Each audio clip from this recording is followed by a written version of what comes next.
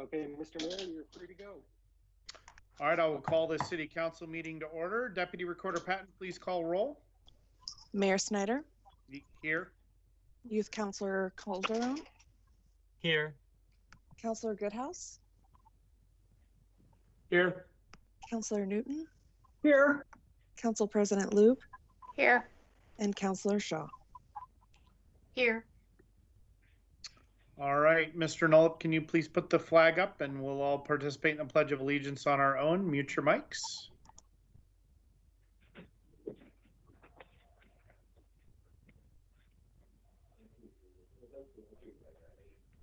Oh, sure.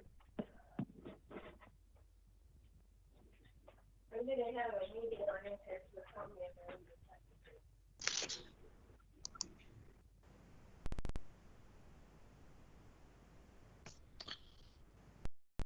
Thank you, Mr. Nullip. It looked like you and I were both trying to mute that participant at the same time. It looks like we got him.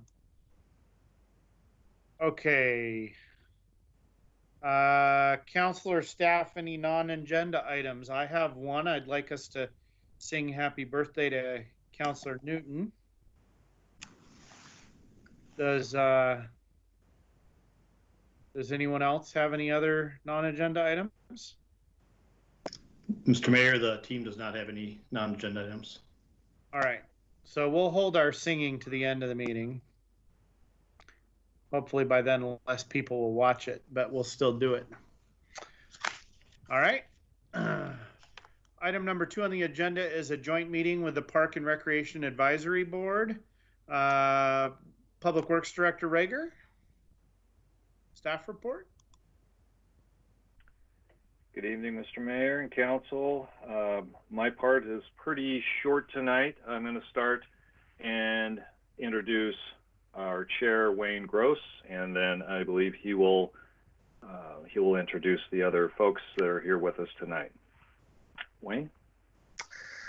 Okay, well, thank you, Brian. Mr. Mayor, members of the council, thank you so much for meeting with us again. It's been an interesting year for Parks and Recreation, given all the complexities of the pandemic. But somehow we persevered, and the staff has done a really great job, we think, in difficult circumstances. But we had four items we wanted to talk with you about tonight.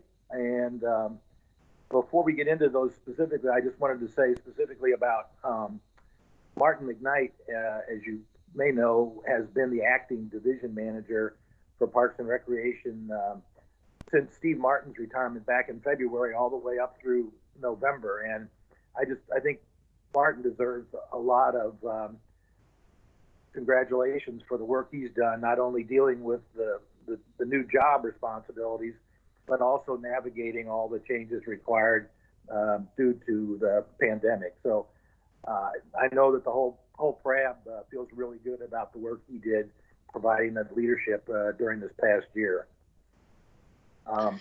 Thank you, Wayne. We'll make sure that the council recognizes him specifically on behalf of you and the PRAB.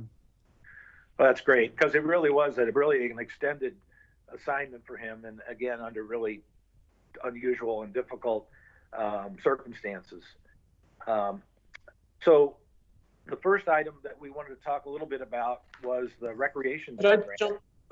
Wayne, can I jump in? Is there a way you could zoom out? We're only catching the bottom part of your face. Oh, okay. Is that better? Yes. Okay. So the first item we wanted to talk about was the recreation program. And actually, Claudia Shabano was going to take the lead on this, and she just sent me a note saying she couldn't be here with us after all. So I'm going to try to fill in a few blanks here on her behalf. But as you know, the recreation program has been operating for about 3+ years, and we felt like we had a really good staff in place this year, and we're off to great things until, of course, the pandemic hit. In the same line that Martin did a great job of filling in this past year, we wanted to recognize Caitlin Leaf, who was our recreation program specialist when the year started. And in July, our recreation coordinator left her position, and Caitlin had to step in and basically assume her duties. And so she was really our only one full-time employee in recreation for the second half of the year. And so it was, again, a challenging time because we had a lot of programs planned for the summer that were not able to occur or else had to be modified in some way to accommodate the pandemic situation. But I think a lot of people recognize Caitlin as being extremely creative in terms of dealing with the situation she was dealt. She started some programs like PE in the park, our program to have scavenger hunts both at Halloween, wreath making program during the holiday season, Banno Creek physical fitness trail, basically by putting up signs that indicated workout spots along the creek, which is still going on and seems to be very popular. So we had to adopt our day camp program, and we were actually able to have some day camps this summer with some obviously social distancing required. So it was a really difficult time because some of our main programs, our pop-up in the parks, our movies in the parks, those kinds of things had to all be canceled because of the number of people that were going to be involved in those events. We also did a virtual 5K run, which proved to be popular. And as you know, right now we're going through this master planning process, and I believe you got an update on that at your last meeting. And part of that is a survey of the public to talk about what kinds of programs they'd like to see in the future. So I think that survey is just wrapping up. So we're anxious to see what the results of that might be. And again, given the status of the pandemic, it's a bit of a challenge to try to figure out what kind of programs can occur, especially this coming summer. But I know that Caitlin is working on that, and as we speak, she was just promoted into the full-time recreation coordinator position. So her efforts have been recognized, and she'll be taking the lead in our program from here on. And then we will be filling her old position again, hopefully in the next few months. One thing that the PRAB has talked a little bit about, actually at our last meeting, we had a briefing on the facilities plan that you all are considering right now. As you know, we don't have any indoor space that we control as a city for recreation purposes. And as part of the new project, we'd like to suggest that the council consider some space to be dedicated in the new City Hall police complex building for indoor recreation. Whether that's a multi-purpose room of some sort that could be used for a variety of programs. We just feel like it would be advantageous to try to take advantage of this opportunity to create some space that could really be used for not only recreation, but public meetings and all sorts of other public gatherings. But having some space like that, I think, would be a real asset, and frankly, I think would be a selling point to the community about the whole project. So that's kind of a scattered wrap up of the recreation world. I'd be happy to entertain any questions anybody had about that. Well, thank you, Wayne. Are there other members of the PRAB that are with us tonight? There should be. Okay. There are several that are going to be presenting here on these couple of the other. Oh, gotcha. Okay, so you're not done with. You're asking about questions on your part of the presentation. Got it. Yeah. Okay. Questions. Council, any quick questions for Wayne, or we'll move on to next presenter? Okay. Okay. Well, actually, the next item was going to be my item originally, so I'll I'll continue just for a second here. And that has to do with the issue of what is the best organizational structure to really maximize parks and recreation services. As you know, the question about structure for parks and recreation has been one that PRAB has been concerned about for the last couple of years. And I guess this kind of came back into mind this summer when our recreation coordinator left us, and we had to kind of regroup a bit and take a step back. You know, one of our goals for this year was to ask the city to take a look and study this question of organizational structure. And you know, we are very pleased that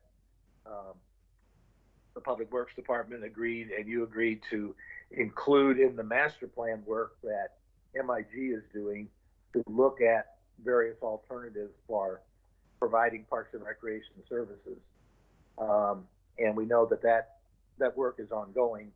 I do think that it's worth noting that, you know, Parks and Recreation has grown quite a bit in Tigard in the last few years. I think we've got close to 25 full-time employees that are working in that field, plus a number of other seasonal and part-time staff that work in various programs. So it's become a pretty big, you know, operation. And it's, you know, given the expansion of the city, our feeling is it's probably only going to get bigger as time goes on. We do feel like there's a really close synergy between the recreation side and the park side. That recreation staff really depend on parks for support for their various programs, and the parks are the location of so many of the things that we do, that communication and coordination between those two elements is really important to a successful program. And I think we have that now, and I don't think we certainly want to do anything to diminish that. I do think that, again, because of the growth of Parks and Recreation and the growth of the city, that it would be important to have a strong voice at the table that was strictly focused on Parks and Recreation when big decisions are made about city government in general and about development of the city that affects parks specifically. So having a voice at the table that is solely focused on Parks and Recreation, I think, is really important. And because when you get down to it, actually, you know, Public Works has a lot on their plate, and their mission is obviously a little different than Parks and Recreation. And I think to recognize that is important. And sort of finally, as you know, a lot of communities around our region have looked at this issue over the years, and almost all of them have decided to organize themselves where there's either a separate Department of Parks and Recreation or a special district dedicated to Parks and Recreation. And so, you know, I think once the master plan gets completed here in the next few months, we just hope that this whole question about organizational structure gets a real thorough look as we kind of move forward with the whole program.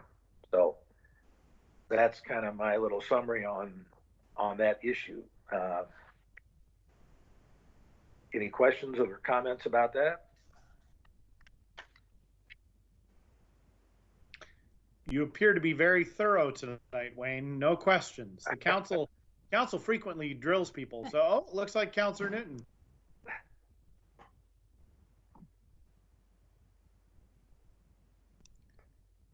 Councilor Newton, you're muted.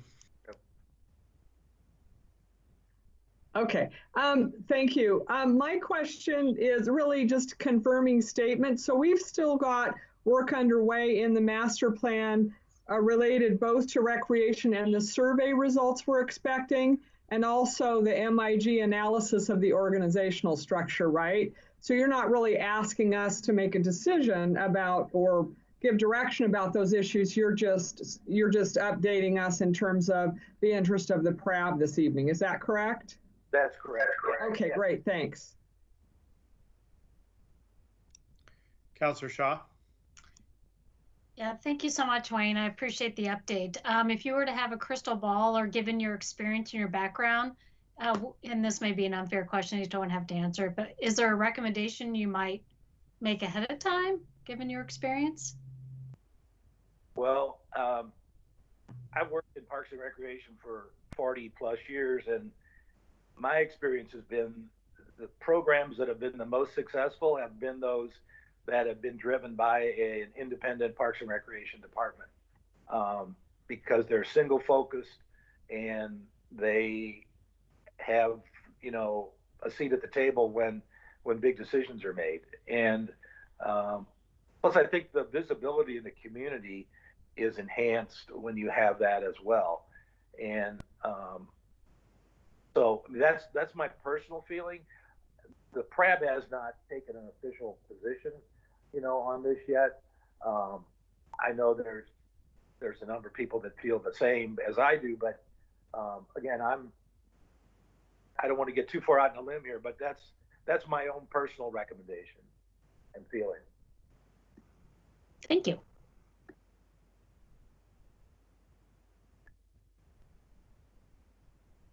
Okay, if there's nothing further, we'll move on to our third item, which is going to be presented by Ellen Seminara, if Ellen is with us, and that has to do with staffing for the park system. Ellen, are you there? I am. Thank you, Wayne. Can you guys hear me? Everybody can hear me? Okay. I really want to echo what Wayne said about how Martin has really, you know, stepped up in a big way and filled an important gap. And we all really, really appreciate what he's done. And, you know, he leads a team of really talented people. You know, they service about 559 acres, over 10 parks at least. There's about 18 full-time currently in the budget, and that includes 2 new hires. It also includes, you know, an adjustment for seasonal people as well. And we really, really want to encourage you to protect those 2 new hires in your future budgeting. You know, they're already kind of at a bare bones staffing level for a city our size. And Martin can speak to the stats on that. And, you know, we are also really on the small side for the neighboring communities as well. But this current level of staffing allows an advisor, which really enhances his ability to do more direct supervision hires and tackle capital projects and really be out in the field more as opposed to behind the desk. So he can really have a clear sense of what's going on out in the parks. And, you know, it's really amazing what they've been able to do with kind of this small but mighty team. And it really speaks to the talent and commitment of his team. You know, it also, this level of staffing allows his department to meet the needs of the existing and the upcoming smaller parks that are coming online with the new divisions for the foreseeable future. It also, you know, allows him to tackle things like putting AstroTurf on some of the ball fields, which allows us to host bigger tournaments, which brings more people into the community, and staying in the hotels, which helps our hotel tax as well. You know, keeping the staffing at this level supports the goal of park equity across the city. You know, it allows him to really focus on the older parks that are really needing, you know, more intense, you know, support and work. You know, he's also really great about hiring a diverse team too. You know, he's got women in these really key roles, which are not traditionally filled by women. You know, in the summertime, you know, you can really see a diverse number of people working really good jobs for the city, and that's really important. You know, and also it might be tempting to, you know, cut corners with his team and with the parks in general with COVID-19 and the economic challenges that we're all facing and our residents are facing. But, you know, COVID's been great at showing us the cracks in our system with, you know, our vulnerable residents, but it also shows where we have strengths, and our parks are one of those places where we have strengths. You know, free, high quality parks are really essential to allow people to meet up, get exercise, enjoy nature, to help maintain their mental health. we're going to continue to see increased usage, especially when things get warmer and if people still aren't able to meet inside. And, if we're not maintaining those resources, that's going to negatively impact everyone even more, especially our vulnerable neighbors. And, at about $1.50 a month, the parks fee adds up to about $18 a year, which is a really amazing return on investment to have unlimited access to well-maintained parks. And Martin's team is also on the forefront of mitigating the effects of the houseless population on our parks. And so, as our neighbors get more vulnerable and are living outside, that's going to have a negative impact on the space, which more people are using because they're not able to meet inside. So we really need that team to be able to get out there and do the job they need to do. And it's also less costly to maintain parks properly on the front end than to catch up with deferred maintenance after years of bare bones effort. And so good stewardship is cost effective. So the caveat to his team being able to meet the needs of, parks coming online, is that future bigger projects like the Lasage projects are going to require an investment in more team members for him to properly maintain those bigger projects. And I know Martin's here. He's able to answer any specific questions you guys have regarding the things we talked about. And he's always available and eager to answer your questions or take you out in the field. Thank you, Martin.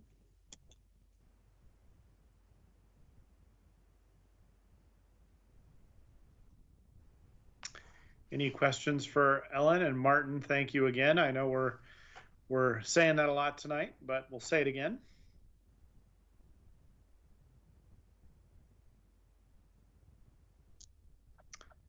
Councillor Newton?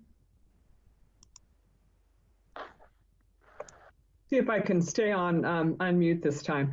Thank you very much. And I would like to echo, we've got an amazing park staff. They're amazing what they can do with the resources they have. And I think it's really important that we provide the resources needed to maintain the assets that we have. Our parks, our open spaces, and our trails are really highly valued in our community. I'm just going to say I'm interested in what our parks team feels the resources they need in order to provide good maintenance or to keep our facilities up, and also in the future, and also to provide equity in access to our parks. So I'm not as interested in comparison with other communities.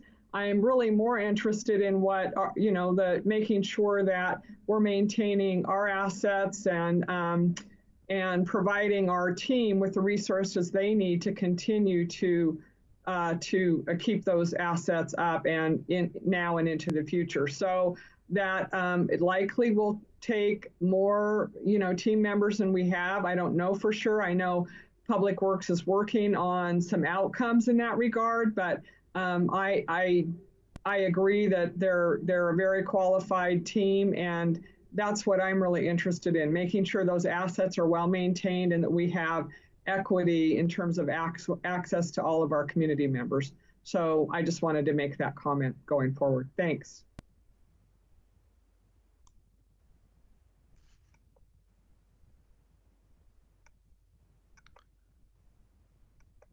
All right, Wayne, are there additional speakers? Yes, one more. Scott Winkles is going to talk about our last item, which has to do with the acquisition and development of park facilities and considering the equity issue as part of that equation. So Scott, you're up. Good evening, Mayor Snyder and members of the council. I'm Scott Winkles. I've been on the Parks Board for several years now, and I will present where the PRAB's current thinking on equity. I'm going to point out a couple of things. Is that one, we have a standard. The council established a standard that we want a park within a 10-minute walk of every resident of Tigard, and how we're doing on that really depends on your point of view. And if we're calling a trail parkland, then I think we're doing great. If the resident wants something else from a park system other than trails, and trails are great, I love trails, then I think we're falling behind. And I think our 10-year strategic plan is really an opportunity to start where we can align our resources with that goal. I think Councillor Newton made an excellent point in that we're, this using where we sit on staffing levels at a national average is I mean, it's a metric. We should look at all metrics, but I think the real metric is, are we putting the resources where we need to meet the council goals? And that is going to be a conversation we need to have as we're looking at this master plan and where we need to be. What we would suggest is that we would maintain that we are actually behind on that 10-minute walk goal for a true park. And if we define a park as a space with amenities, opportunities for play, recreation, and more than simply a trail. Although again, all about the trails. We do have a robust system that we should maintain. But this means we need the SIP dollars to flow in a manner that aligns with that goal moving forward. And it's going to be expensive. And I think as this community grows, whether it's through sprawl or through density, we're behind the curve, and it's going to become more expensive if the longer we put off acting because of land values and how this is going to work, how the forces of the market work. The other point I'll bring out is that the city has previously invested in some really amazing properties up on Bull Mountain. We have the Sunrise property, we've got the Catch property. These properties aren't really accessible. I think if you're a resident of Tigard, you're probably not even aware that some of this area is in fact park and open for your recreational use. And if you were, how you access it and how you get into that property and in a way that's not disruptive to the neighborhood is probably further a mystery. And so making sure that that every piece of property that we own in the city that we intend for recreational use is open for every resident and accessible to every resident. I think these forest preserves, these urban forest preserves that we have, they're underutilized, and it's a shame because if you have walked those trails, and I have, it's really a quick, easy hike to you can squeeze in the morning, and you don't have to drive far. So those are the points we would like to bring up. Additionally, the ball field issue, the sooner we can get Lasich into the urban growth boundary and developed into a ball field system, the better. This is an area where we are shorthanded, and where we have ball fields, they're always the best for sports. So in the Dirksen Nature Park, we have a very large baseball diamond. You can't get an ambulance in there. I think a person, even though it is ADA accessible in a technical sense, it would probably not be accessible from in a practical sense. So bringing these online and getting these opportunities forward makes, I think that is meeting in the goals as we interpret it from the goals as we interpret them from the council moving forward. I do think, as has been alluded to earlier, COVID really did stress a lot of inequities we have within our public health system, and access to, and it stressed an area where populations that were more prone to chronic conditions that can be alleviated through healthy activity were hit hard by this bug. So I think we do have an obligation to make these investments.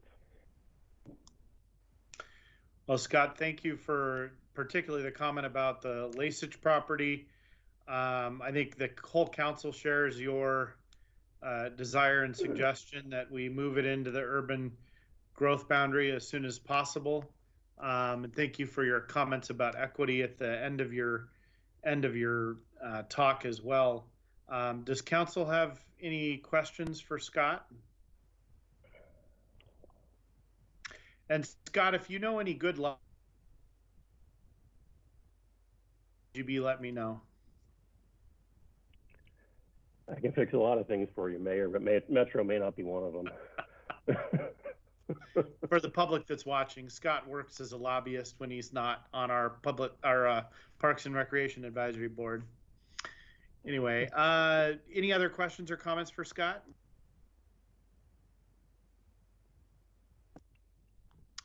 All right, Wayne, do you have further wrap up? Not really, except I was going to just offer to other members of the PRAB that are sitting in on this, if anybody wanted to make any additional comments about anything that we missed. Well, I don't hear any. What do you need from us, Wayne? That's always the good question I like to ask. What does the PRAB need from us? Well, I think your support for Parks and Recreation in general has been quite strong over the last year or so, and we would just like to see that continue. We know that the question about the Parks and Recreation fee, which has been really important to advancing the cause of recreation for sure, and providing some funding for additional park staff has been really critical. I think what's going to be interesting going forward is as we assimilate these new properties into our system through the River Terrace development, exactly how that all plays out in terms of workload for our maintenance staff. We're actually going to have sort of a little satellite operation eventually operating out of the Lasich property to deal with properties over on that side of the city. But I think just keeping an eye on how that all develops and what kinds of work, because some of those parks are just now being turned over to us, and some still to come. So there's a bit of an unknown about how that's all going to play out in terms of workload. Okay, thank you. Any other thoughts from PRAB members on how we can help or what you need from us? Wayne will certainly keep those things in mind as we're moving our work forward. All right. Well, thank you so much for the opportunity to talk with you tonight. All right, thank you. Okay. We'll move on to item number 3 on our agenda, which is a discussion regarding a city center substantial amendment referral ballot title language. Mr. Fairley. Good evening, Mayor Snyder and city councilors. My name is Sean Farley, redevelopment project manager. And I do have to warn you, my internet is very spotty. My power went out about an hour ago, so hopefully I won't get cut off. But tonight the issue is whether the proposed draft language meets council's expectations for requesting that Tigard voters increase the maximum indebtedness of the city center urban renewal plan to $42.8 million to fund new projects in the district. So last week, council approved the ordinance that adopt a substantial amendment. However, the city charter and the city center urban renewal plan require voter approval for substantial amendments to take effect.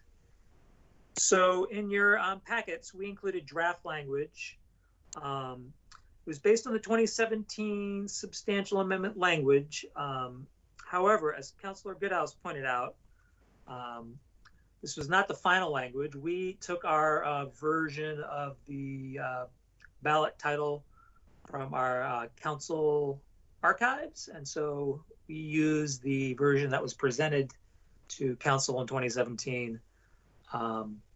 But as I recollect, there was further discussion on the language, and it did change, and so the ballot measure description was actually different in the voters pamphlet, and we may be able to bring that up and share that with you tonight. So basically, this is just an opportunity for you to review the draft ballot language, do any rewriting before we bring it back to you next week for the formal referral of the ballot measure to voters.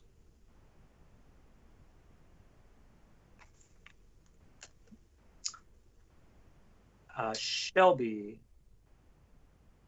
Are you able to bring that up by any chance? Well, so the email that council received today had the final language in it. Oh, it did. Yes. Great. So Well, what we are looking for tonight is council's guidance. Councilor Goodhouse did contact me earlier, proposing that the not a new tax at the end of the caption be changed to requires new taxes. And that would be consistent with the last two captions for ballot titles. And otherwise, we are open to suggestions. The word limits are next to their corresponding area section. And we are at the maximum for the summary. So anything to change would have to be a subtraction before an addition. So Shelby, can you, so you're telling me that the version that's online, posted online, is not the latest version. No. Can you No, tell us and then you sent two things today. Is one of them the one that's titled UR Plan Amendment Ballot Title? Is that it? So the two that council received today were the previous ballot titles from earlier elections. The one that is posted online is the current version. It's just that Councilor Goodhouse had suggested changing, the end of the caption. So council has the most current versions, but a change has already been suggested to that version. Okay, so we should be editing or reviewing from the one that is posted online on the website. Correct, yes. And we already have a comment from Councilor Goodhouse on the caption. Yes. Okay. Thank you for that clarification. Yeah, Mayor, I just requested, just so we, from your comment from last week, just the copy of the ones before so we could compare that to see. And that's where I noticed right off the bat that the caption didn't match from the two ballot measures that passed before didn't match this current one. So I wanted to be able to go off of that one since we had success from that one to edit this one. And that's where Sean Farley said, I think they transferred it from the proposed one, but not the final one. Is there any other change, Councilor Goodhouse, that you proposed from your review of the two formats? Because I agree, and I guess I agree because I'm the one who stated it last week, that we should try to sort of use our prior successes to move this forward. So that to me means using similar language that we've already tested. And the ultimate test is getting it voted on. Yes. The one thing I did notice that we had in the prior one, if you look at the Urban Renewal Plan Amendment, is it referenced the economic downturn. And I did talk to Shelby about that, and I don't know if there's consensus or not, whether or not we're doing this still due to economic or because we're adding to it or a little bit of both. But I noticed that in the previous one it had it said as a result of the economic downturn, urban renewal district revenues are less than originally projected. That's not in that last paragraph that we currently have on the new one. So I don't know if that's something we want to put back in there, because I know, as far as my recollection is, part of it is due to economic and part of it is we're adding to what we want to do. Yeah, I guess my only comment on that would just be that I feel like that's becoming staler and staler news. I mean, that's an economic downturn that now started 14 years ago and ended probably, by and large 10 years ago. And so I guess I just am wondering whether that's still, how relevant that really is to people now.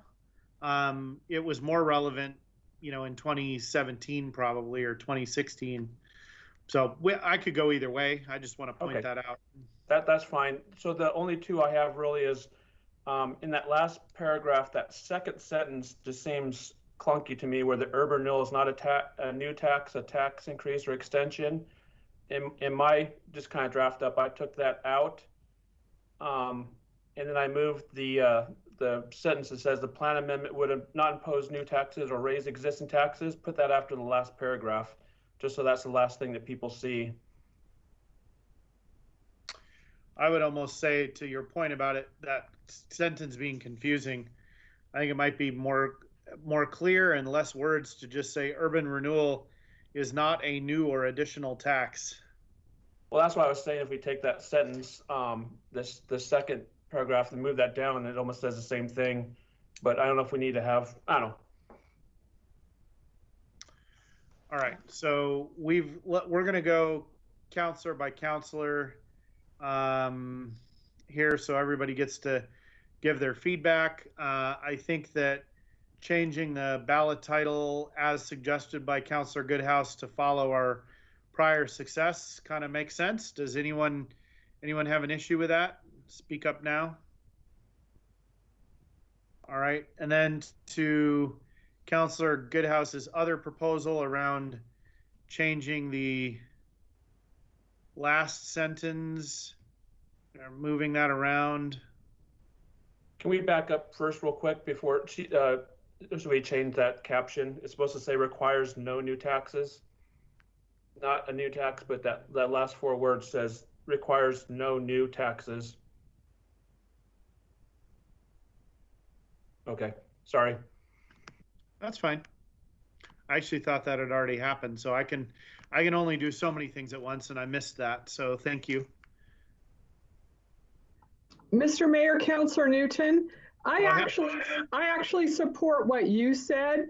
I think leaving that sentence, the plan amendment would not oppose new taxes nor raise existing taxes.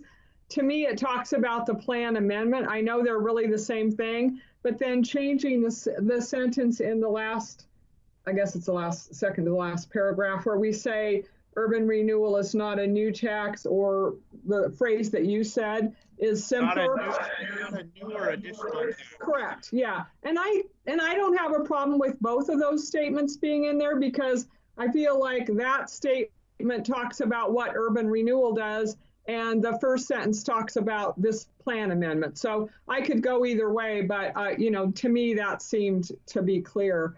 The other thing I would ask is, I was looking at the other language, and we say here, funds generated from the substantial amendment will support the following new projects. So we're saying those projects will happen.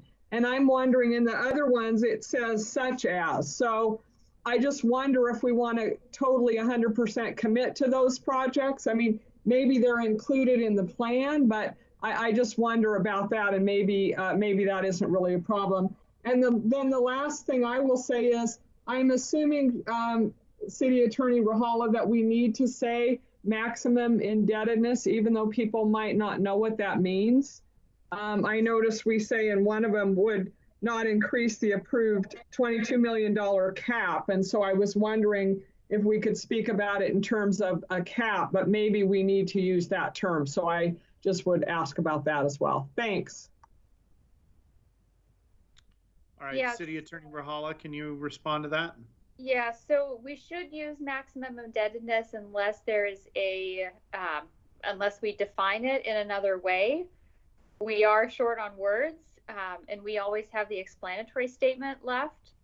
The explanatory statement is, believe it's 500 words. We have a lot more to work with, so we can elaborate more in that statement. But we do need to capture the concept of maximum indebtedness. Thank you.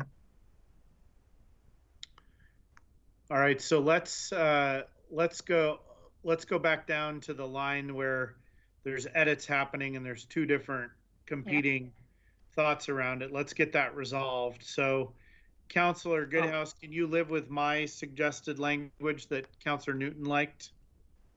Yeah, I was, to clarify, I wasn't saying get rid of the plan amendment would not approve new taxes nor raise existing taxes. I was just saying move that line after the last paragraph, so it's the last thing they see. Still keep it, and I'm fine with changing the language in that sentence. And I agree with Councilor Newton that we should put such as, not commit to those projects. I guess I don't necessarily view that as a list of projects we have to. It basically says will support projects. I guess you're reacting to the fact that the implication there is that those will all be done unless it says something like such as, or, okay. Do we have enough words to add that? Councillor Shaw, go ahead. Oh, I was just going, thank you, Mayor. On the line that said the urban renewal is not a new tax, a tax increase, there was a suggestion to move that at the end of that paragraph, and I would concur that that's so that the voters see that's the last thing they see. I think that would be important. Okay, and do you agree with the change in that? I do. I agree with the change, and I'd almost make it its own sentence, but I'm not wedded to that depending on spacing issues. And I do agree with both Councillor Newton and Councillor Goodhouse with regards to such as, because here it's specific to those projects. And if we're going to be specific, then that's fine. We should state that. But if not, we might want to include such as. And I definitely agree with the change in the title above. All right, so let's go down to the sentence in green right now that was just added, urban renewal. Let's change that to urban renewal is not a new tax, new or additional tax. Period. Get rid of the rest of it.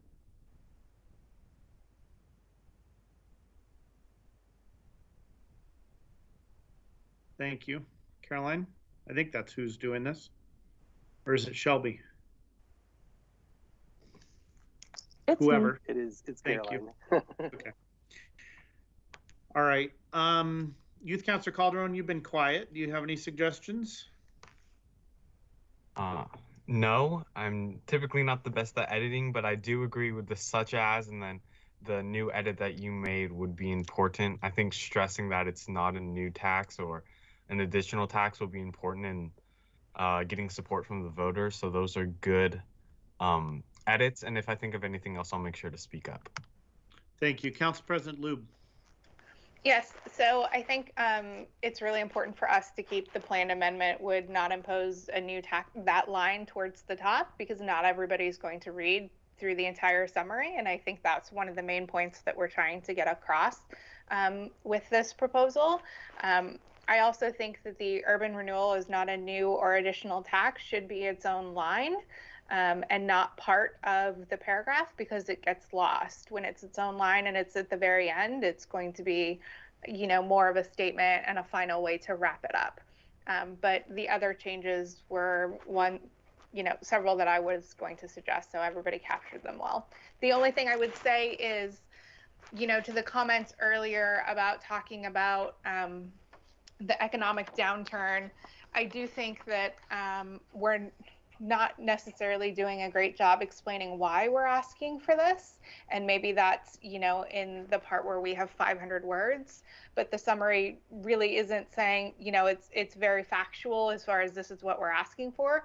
And I think if we keep it this way, we need to do a really good job telling the story, why we're asking for it and why it's important.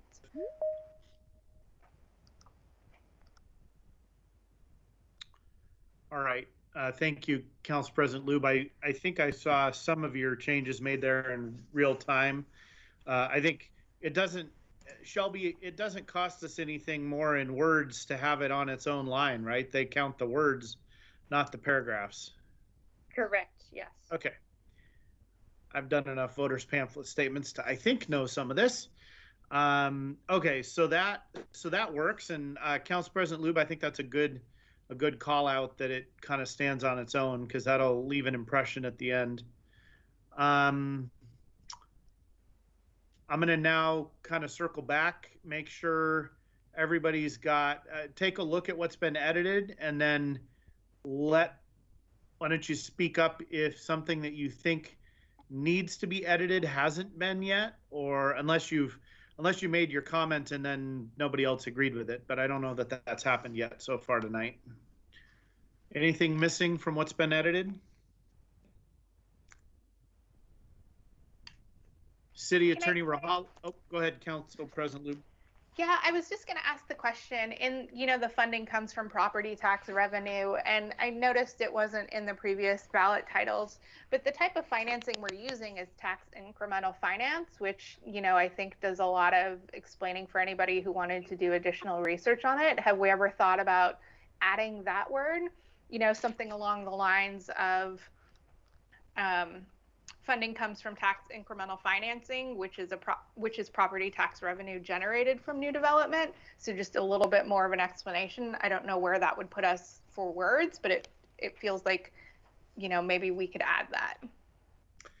I think I'll make two comments about that. One is that I think that starts to add complexity for the ballot title, and which I'm not sure is always a good thing, especially using words that lots of people don't necessarily know what they mean, and it's complicated to explain. I think it would make sense, certainly, for that to be in the explanatory statement. I don't know how you feel about that, Council President Lube.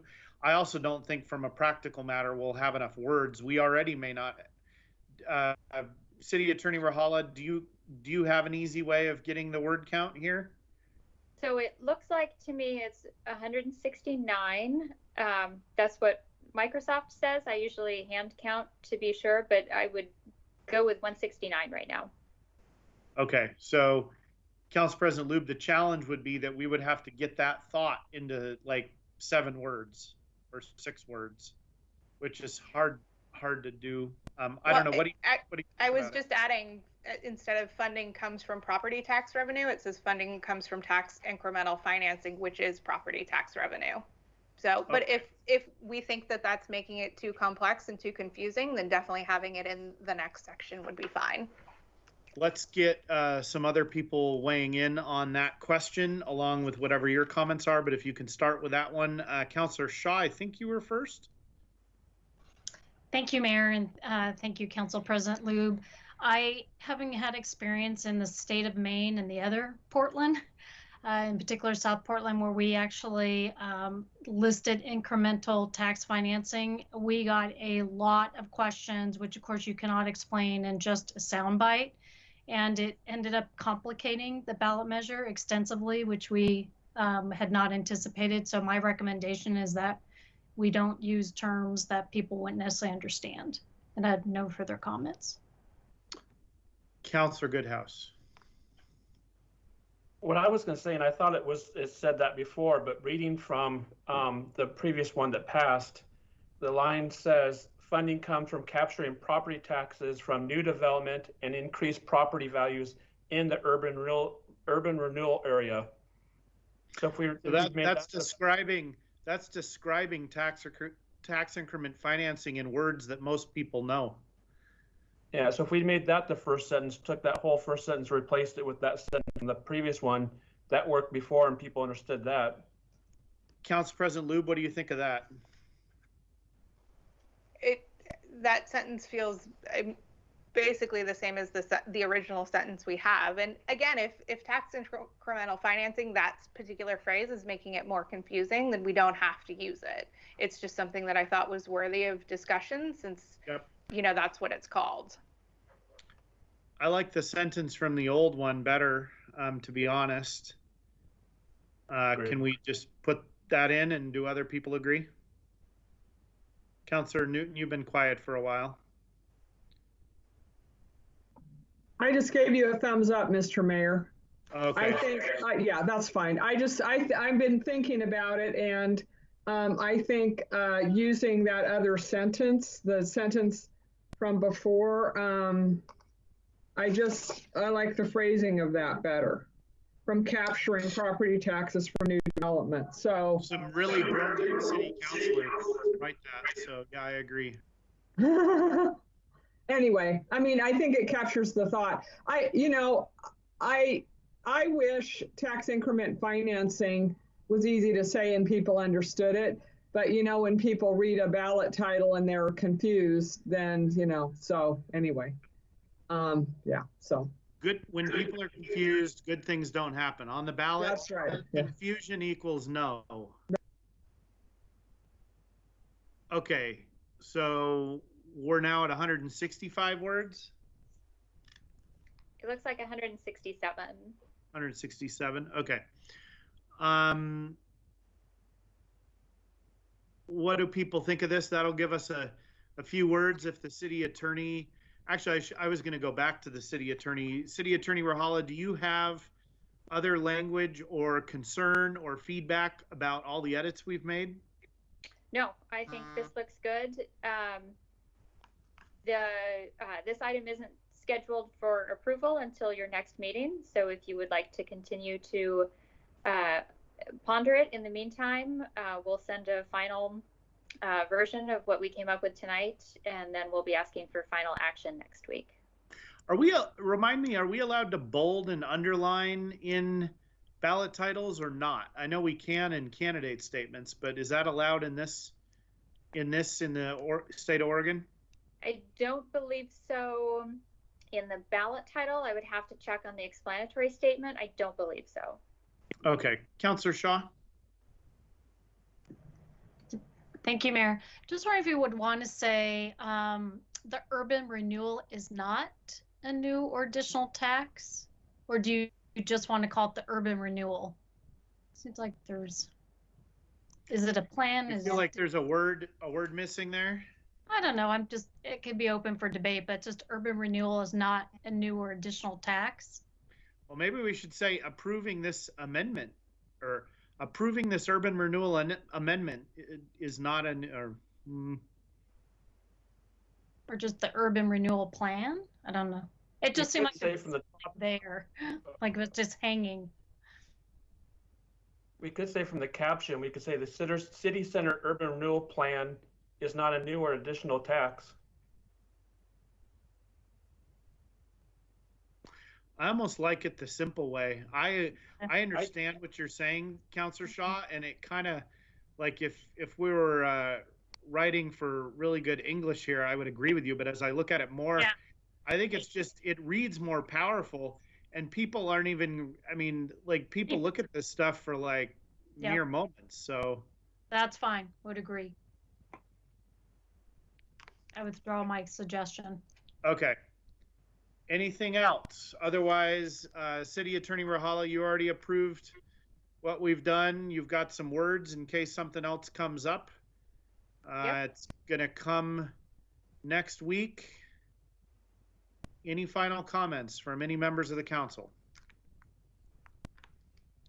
All right, so are we actually wanting a vote on this tonight?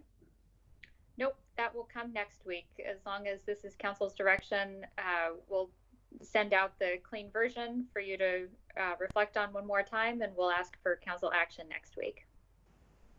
Okay, and will we be prepared, or can staff be prepared for edits on the fly if it comes to that again? Yes. Please? Yep. Okay. Caroline, thank you for helping us with all that editing in real time. Of course. All right, our next item on the agenda is item number 4, which is to receive a briefing on the water cost of service analysis and rate study project. Mr. Goodrich.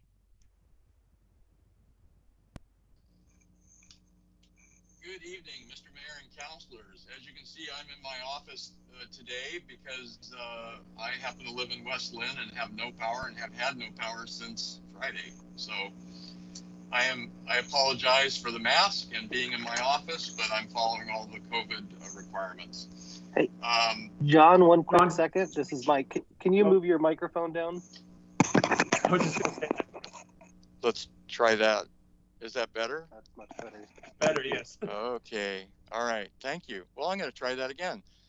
Good evening, Mr. Mayor and councilors. I'm John Goodrich, Public Works Executive Manager and Direct Responsible Charge for the city's drinking water system. Staff with me tonight is Brian Rager, Public Works Director, and Toby LaFrance, Finance and Information Systems Director, and Sammy Rico, our Public Works Management Analyst. Also with us this evening is Doug Gabbard, Project Manager, and Zeke Hazel, the Financial Analyst, both with FCSG.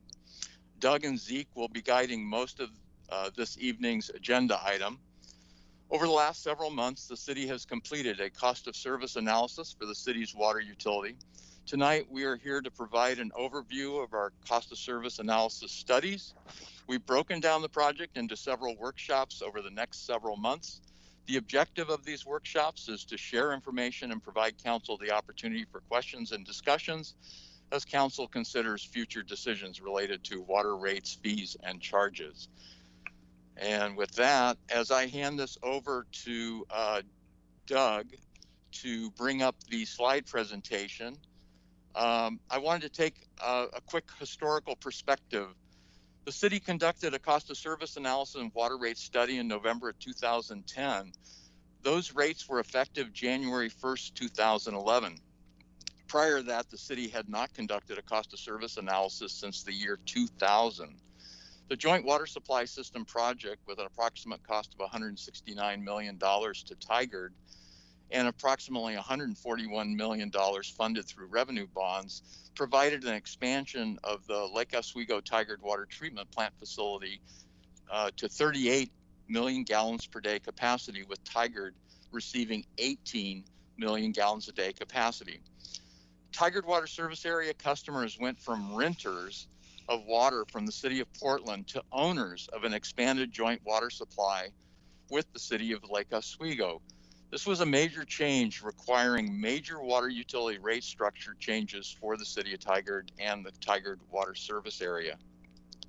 In 2010, a fixed meter charge was $3.86 a month, no matter what size water meter. So that meant that a 10-inch water meter located to a mobile home park with 200 mobile homes was paying $3.86 a month, the same as a 5/8 metered customer in a single family household.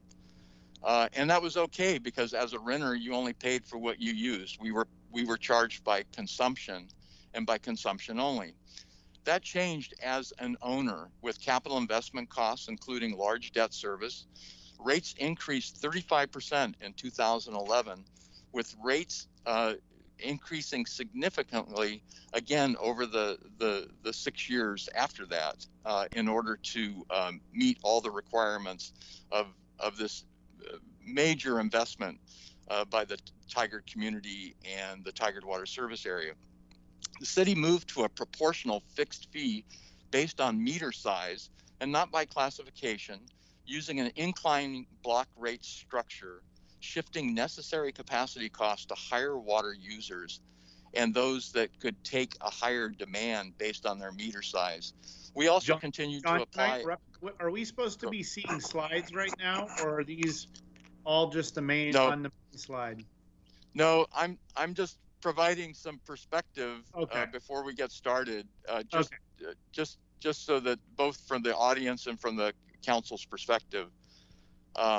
So no, I didn't want to interfere with Doug's slides, and so anyway, and the booster charge fee also continued. So the city's water utility pricing system has been in place for the last 10 years, with a minor rate study that was conducted in 2014, and that helped to determine what the rate increases needed to take on an additional $20 million of debt that we needed for 4 MGD of additional capacity. We went from 14 MGD to 8 MGD. We're coming up now on 5 years of water independence of our partnership with Lake Oswego and using the Clackamas River as our drinking water source. I also wanted to mention that the city continues to provide a lot of public communications regarding water rates due to the historical perspective over the last 10 years. Most of the communications are through our website and our newsletter, and of course a lot of feedback and phone calls, etc., with our customer base. So with that, I'd like to go ahead and hand it over to Doug to start tonight's presentation. Thank you. Thanks, John. Can you see my cover slide? Is that a yes for everyone? Okay, great. We can see it, yes. Wonderful. So I am Doug Gabbard with FCS Group. I am joined by my analyst, Zach Hazel, And together we're going to lead you through the current state of the cost of service, the revenue requirement and cost of service analyses, and how they fit into the larger rate study. So here we go. Our agenda tonight is to go over the revenue requirement first. This is the part of the rate study that results in a set of overall rate increases that are needed, but we're not going to stop there. We're going to then go on to a cost of service analysis where we look at equity between customer classes and try to figure out who should be bearing what part of the burden. And then we'll talk about what next steps are involved, because there's more to it as we proceed to rate design, and we'll talk about the things that we'll be looking at as we go into that phase. The council has looked at this before and has provided some input. Discussion items included booster pump fees and charges, which will be addressed in the rate design phase of this engagement, and also about 1-inch meters and what is the equitable way to charge 1-inch meters with or without fire suppression, or if they were required to go to 1-inch meters for fire suppression reasons. These are things that will be included in the rate design discussion as we move into the subsequent phases of this engagement. But we begin with the revenue requirement, and for that, I turn it over to my colleague, Zach Hazel. Thank you, Doug.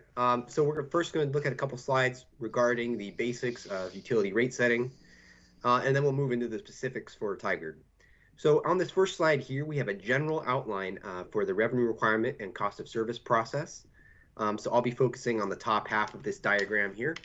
So as you can see with the revenue requirement, we have three main pieces feeding into this. We have the capital improvement program, which is offset by your system development charges. We have your fiscal policies that you may set for your utility, and then we have the operating budget. And those all feed into the revenue requirement. So here are some basic points for an outline of how we approach utility rate making. We set these rates to recover primarily the cost of service, the cost of providing service. And these costs generally come in two forms. We have operating costs, which are regular and ongoing, and these could be salaries, asset repair and maintenance, or debt service. And then we also have capital costs. And capital costs come in fits and starts. So as you can see with this little depiction here, you have your operating costs rising steadily over the years, and you have capital costs that vary widely based on which year you're in. So with those two costs in mind, we also have some other questions about what rates should do. So as we talked about, they should generate sufficient revenue for the utility system. They should charge for the cost of service, but we also want to do so in an equitable manner, meaning that if a class is using more of the city's water functions, we need to make sure that that class is paying for that increased usage. On top of that, we also have some objectives that we may set for our rates. We may want to encourage water conservation. We may want to make sure that we're maintaining revenue stability. And we'll also have some minimum fund balance targets that we're going to try and meet. So getting into the specifics here, we have some the key assumptions that fed into the Tigard model. So I'll start at the top left here for annual cost inflation. Escalation rates were provided by the city and they vary between 1% and 6% depending on which item we're discussing. Construction costs were modeled at 2.79%. We also have growth rates to consider, and that's primarily just the customer growth rate of 1.30%, which was based on 6 years of historical growth patterns. Those two, the inflation factor and the growth rates, feed into the operating forecast you see in the upper right-hand corner. Rate revenue was forecast to increase based on a detailed analysis of your customer statistics, and it grows at that 1.30% rate. For your operating costs and any of your non-rate revenues, those are based on the fiscal year 20 budget, and the escalation rates for those were chosen by the city as mentioned in the top left. Another key note about that is your debt service. It reflects the recent refinancing efforts that Tigard made. As well as that, we also have targeting some basic financial policies that you'll see on the bottom right. Specifically, we're looking for 90 days of operation and maintenance in your fund. And we're also making sure that we're meeting your debt service coverage requirements as well. Here is of the two big costs, the bigger one, the capital costs. As you can see, for the first 6 years, your capital costs are fairly well defined. We have a big spike in 24 and 26. And after that, capital costs are a little more vague, but generally rising over the rest of the forecast period. In aggregate, you're looking at about $212 million in capital projects. However, we forecast that your cash resources from your rates and SDCs will cover these costs, and we don't need to issue any new debt. Here is a picture of the full revenue requirement forecast. The colored bars that you see represent costs, whereas the lines represent revenues. So at the bottom, the darkest color bar, we have your O&M. Then the lighter green above that is your debt service. The yellow represents any rate revenue that goes towards capital, and the pink represents any new programs that you guys will be starting later. As you can see, the existing rate revenue is insufficient to meet the capital needs, and in the long run also begins to dip below what you would need to collect for your debt service and O&M. However, with 2% rate increases until fiscal year 28 and 29, you will be fine. You will meet all of your capital needs, and you'll make sure you're keeping up with your operating costs. So here's a depiction of the fund balance over the forecast period. As you can see, we start with a fairly large fund balance of over 30 million. But because of that well-defined capital plan in the next 6 years, we diminish down to just above 5 million by fiscal year 26. That fund balance again begins to rise until fiscal year 2034, before it once again begins to drop down as your capital costs rise. One quick note here is that 2 million in the rate stabilization account was also included in the analysis, but is not shown on this graph.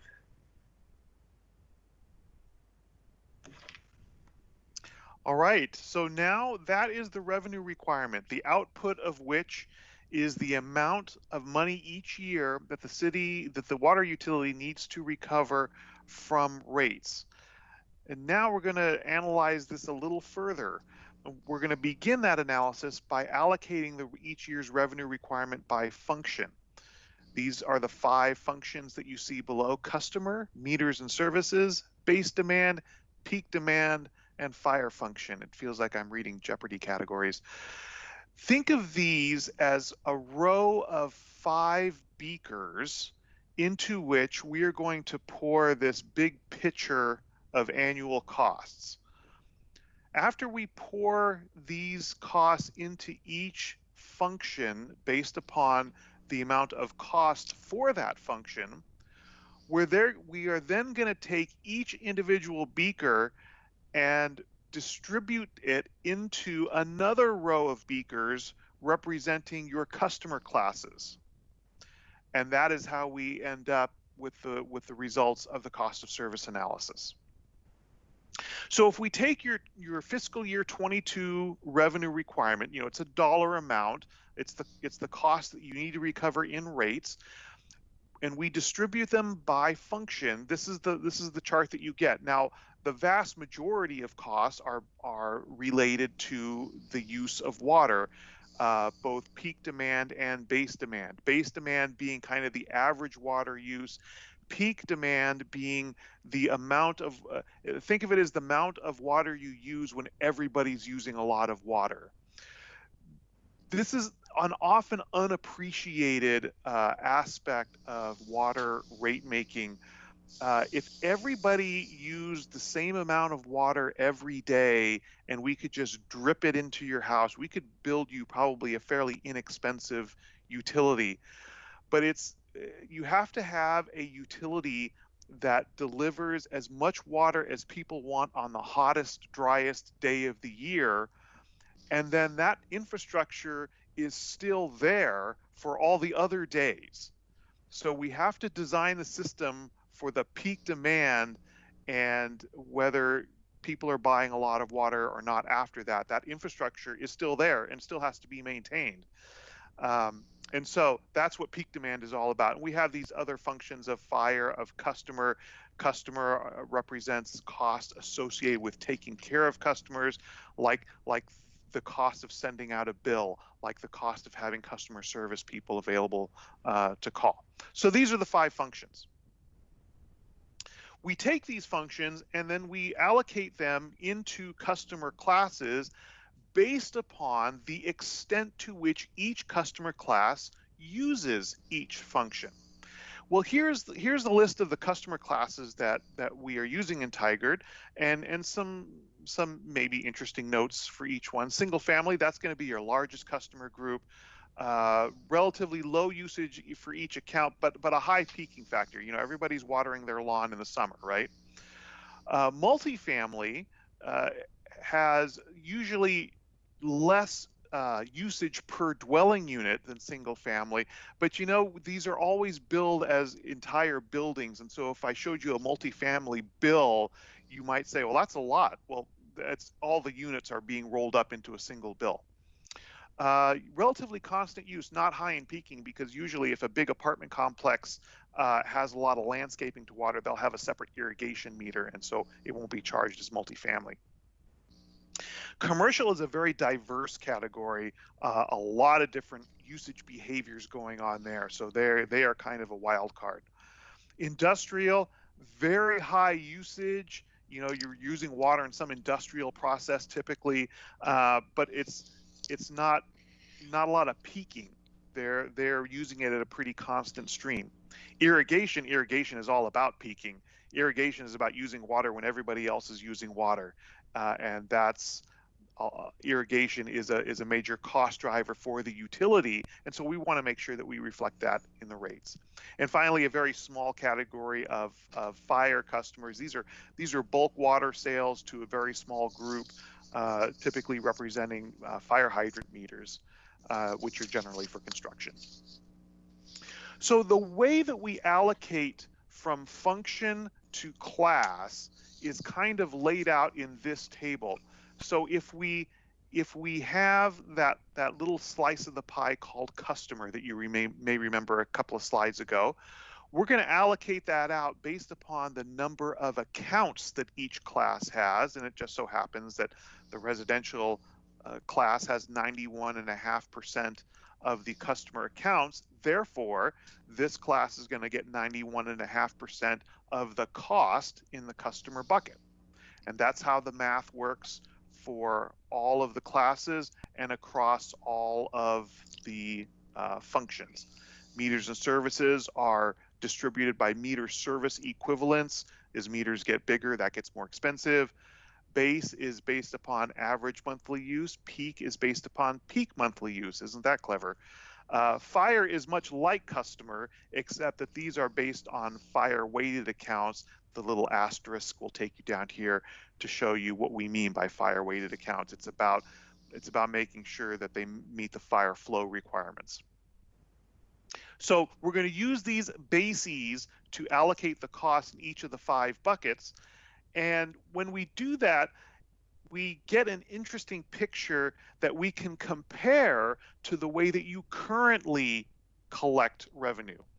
So this first pie chart represents the revenue that you currently collect and how you collect it from each of your customer classes. The pie chart on the right represents the result of the analysis that I have just been describing to you. So we take all of these costs, we distribute them to function and then to customer class, and we get a result of what should be recovered from each class. So for residential, our residential customers are currently paying 61% of the cost. They should be paying, according to our analysis, 60% of the cost. Multifamily currently paying about 15.7%, but according to the analysis ought to be paying about 18.2%. And so this shows kind of the shifts that you will now see described in dollars and percentages. So in this table, we take those 2 pie charts and now we put them in a table with numbers. So we have on the left side all the customer classes. In this column, we have the fiscal year 22 revenue at current rates. and we have 22 revenue at cost of service. Now you'll notice that these two columns, and by the way, can you see my little cursor pointing at things? Good, okay. You'll notice that these two numbers are not equal. What is the difference between these two numbers? The difference is that 2% that we were telling you about, that revenue requirement rate increase that's needed for a number of years. In order to achieve the overall 2% increase, these numbers up here show you how much an individual class's rates need to change in order to get it overall. So residential, in theory, strictly according to the math, could go down slightly. Multifamily, on the other hand, would need to go up about 18%. Commercial would need to come up about half a percent. Industrial down 12%. Irrigation down 15.6%, and fire up a bunch. Again, for a very small group of customers. And taken together, these changes will achieve the cost of the revenue requirement result of an overall 2% increase. So let's talk about next steps. On March 16th, there will be a council workshop. I'm planning to be there, and we will see kind of the last module of this analysis, which is rate design. So now things get really, really business-like. We have done the cost of service analysis, which kind of shows the purity of the math. And now we're going to look at what are the implementation options for doing that. There are ways to smooth the impacts on classes that have the most striking increases. There are ways to smooth that out. But then there's also other issues, other policy issues that we have to deal with, like the booster charge, for example, like the 1-inch meters. And all of those will be addressed in the rate design. So that's coming on March 16th. On April 6th, there will be a business meeting, if all goes well, and a public hearing to consider adoption of the final rate schedule. As we already discussed, rate design policy items include from the discussion paper items that I think you have, the booster fee charges and the 1-inch meters with and without fire suppression. Also looking at a uniform volume charge for multifamily, no more tiers. I think that's a funny phrase, but TIERS for the multifamily as one of the options.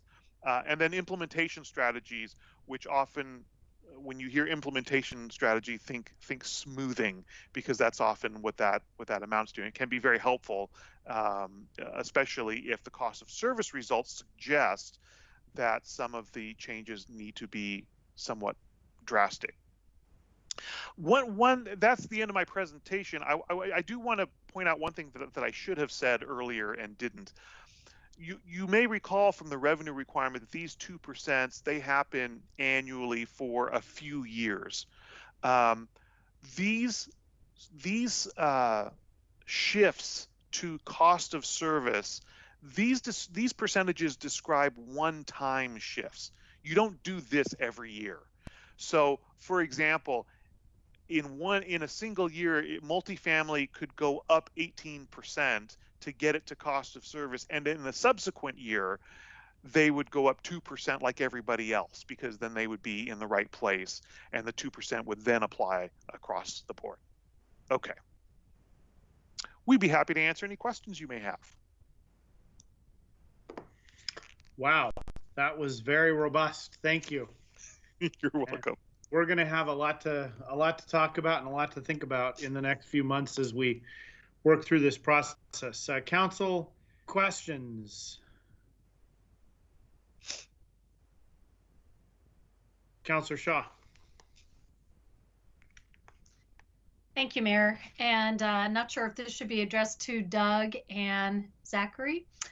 The last slide, or second to last slide, when it talks about the redesign policy items, and so 3 discussion paper items, the booster fee charge and the 1-inch, 1-inch, are those costs we're going to be learning how much they are, or what does it mean by the policy items? Is that for us to decide? And if it's for us to decide, do we know what the additional costs are? So it's not, it is a policy item for the council to decide. It's not so much, these are not additional costs. These are questions about, are these costs being recovered in the way that you want them to? So for example, there are booster charges. We have done the analysis of figuring out what specifically are the costs that should be recovered by that booster charge, and we have analyzed what a revised booster charge could look like. But we also have to think about, well, what if this council decides that you don't want a booster charge anymore, and how do we work that into the overall rate setting? And so that's an example of the kind of decisions that lie ahead. These aren't necessarily new costs. It's really the question, are these costs being recovered as equitably as they can be? Okay. Councillor Shaw, I will just say that in the past, the general principle has been that you pay, or that the objective has been for a long time by the Tigard Council, that you pay the cost of what it, as best we can, the cost that it costs us to provide the service, just as a general principle. So in the case of the booster charge, people that live in certain zones, we spend more money pumping the water uphill for them. So that's where that comes from, just as an example. Correct. Councillor Goodhouse. I was just going to jump in and say, from the beginning of the presentation, it was kind of mentioned that we've gone through this, but with Councillor Shaw, with her being the newest member and everyone else on the council seeing this, maybe a staff member or the city manager can get more information than Councillor Shaw, so she has some of this history on this and knows more what everyone's talking about.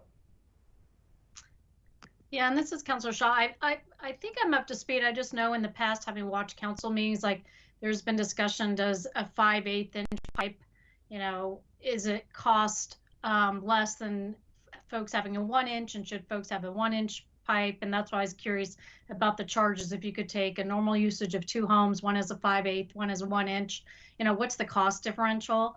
And to the mayor's point with regards to the booster fee, we actually pay a booster fee.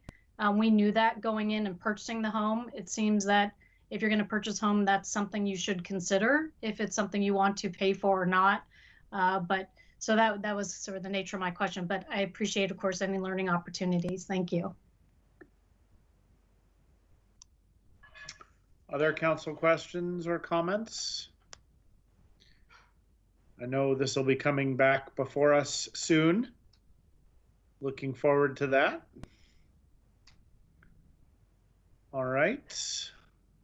Youth Councillor Calderon, I can't see on my screen right now, I can't see your video. So if you have any questions, you need to tell me. Yeah, no questions. It was a very great presentation. And I thought it was funny how you mentioned it as buying water, because I've never thought of turning my faucet on as buying water. Well, you're doing just well, in your case, your parents are doing just that, right? Probably, unless they charge you for the water. All right. So Mr. Mayor, to wrap up, just to let you know that we will be back in another workshop in March, on March 16th, and that'll be the rate design discussion. We'll take some time with council to provide information, options, and discussion to provide feedback back to staff and to FCSG as we work towards a final to finalize this project sometime in April. So with that, thank you very much for your time. All right, thank you. And we've now reached non-agenda items, which I think means it's time for us to sing happy birthday to Councillor Newton. Then we'll move on to the administrative report. So who would like to lead the singing? Come on, somebody volunteer. Council President Lube. See, I was going to offer the youth to do it. I make a motion that Youth Councilor Calderon lead it off. Oh no. Yeah. Are we all singing, or is it just going to be me? We'll all No, sing. Okay. I would say if Okay. any staff or our teammates want to join in, they're certainly welcome to help drown out our voices. Please do. Okay, well, if everyone's ready, we'll start in 3, 2, 1. Happy birthday to you. Happy birthday to you. Happy birthday, dear Counselor Newton. Happy birthday to you. Happy birthday! We may need a back. Happy My birthday. wife is laughing from the other room because of how I think Terrible that was. coordinated that was. Okay. Thank you very much. Yeah, happy birthday, Counselor. Love spending my birthday with you all. Thank you. Let's move on to the administrative report. That's hard to follow, Mr. Reimer, but can you do it? You took the words right out of my mouth. Well, good evening, Mayor, councilors, and members of the community, my teammates that are online. Well, happy birthday again, Councilor Newton. We're happy that you spent your evening with all of us. Tonight, I want to start out by thanking a group of our teammates. As everyone knows, we had a difficult weekend once again here in Tigard and throughout the region with the extreme ice and snow. And a big kudos goes to many people in our Public Works Department. As the council knows, we had teammates upwards of 20 literally working around the clock, 12-hour shifts, making sure that our streets and our roads are safe, making sure that our public safety teammates had access that they needed as well. And thanks to our police department for their efforts in this. And also thanks to our water teammates in the Public Works Department. As you know, we had a power outage at our water treatment plant with the city of Lake Oswego. And literally, once again, our team, John and others, and Brian and many teammates worked around the clock, working with Lake Oswego to make sure that both Tigard as well as their community had the appropriate water supply. Also, thanks to our neighbors in Beaverton for helping with that. So the partnerships in the system worked. We learned some issues with our power supply, obviously, but the ingenuity and creativity of everyone involved made sure that both communities were safe at all times. So just once again, I want to say thank you to everyone in our streets and water departments for their efforts and going above and beyond to make sure the safety of our community was there. And Steve, is that the first time that we've ever supplied water to the city of Lake Oswego as well through this? Have we done that before, or is this a first? That's my understanding. We had to make sure that we had all the valves the right way, and I know the team was extremely excited when it worked. And so we no longer are doing that, is my understanding. We have both generators working at the plant, and so at this point we are not providing their water, and we're hoping PG is at their doorstep soon to get the water back. But yes, Mayor. The same storm obviously impacted many of our team, and so as you've already heard tonight from some people on here, we've had many people without power at their homes, and so we just ask for your patience as well as the communities as our team's trying to respond to things. It's taking a little longer. People are doing the same as you hear on the news, charging their phones in their cars and other things to make sure that they have the correct access to be able to still serve our community.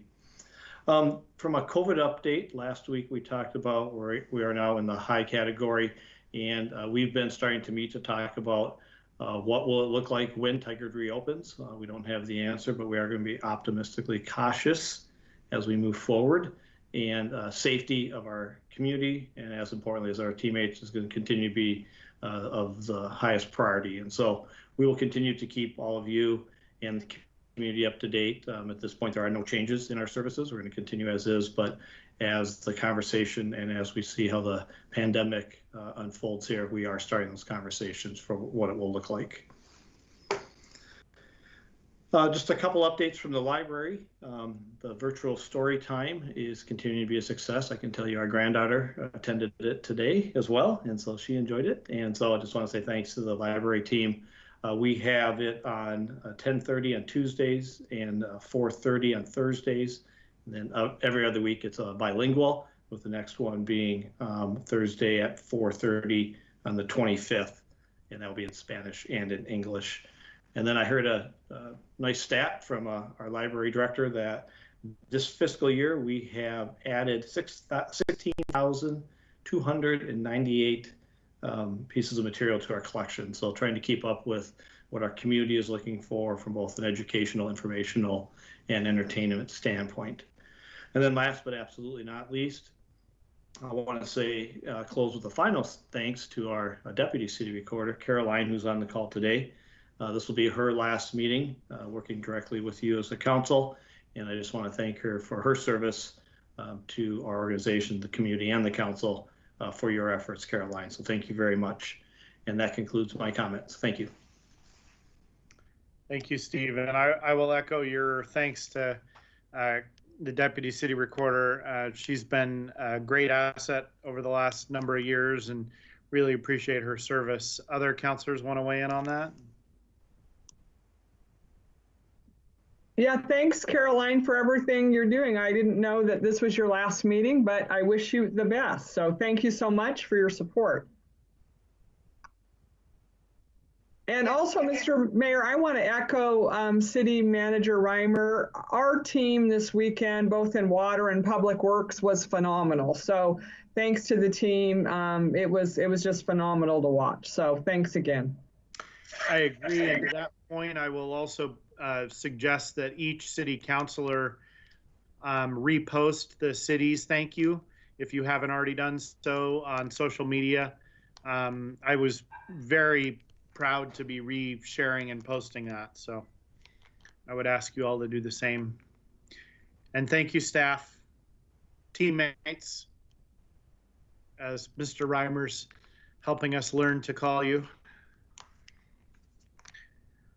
All right, there's no executive session scheduled. Is there a motion for adjournment? I'll move to adjourn. I'll second. Okay, it's been moved and seconded. Caroline, you want to take your last roll call vote for us? Mayor Snyder? Yes. Councilor Goodhouse? Yes. Councilor Newton? Yes. Council President Lube? Yes. And Councilor Shaw? Yes. All right, we are adjourned. Good night, Tigard. Good night. Good night.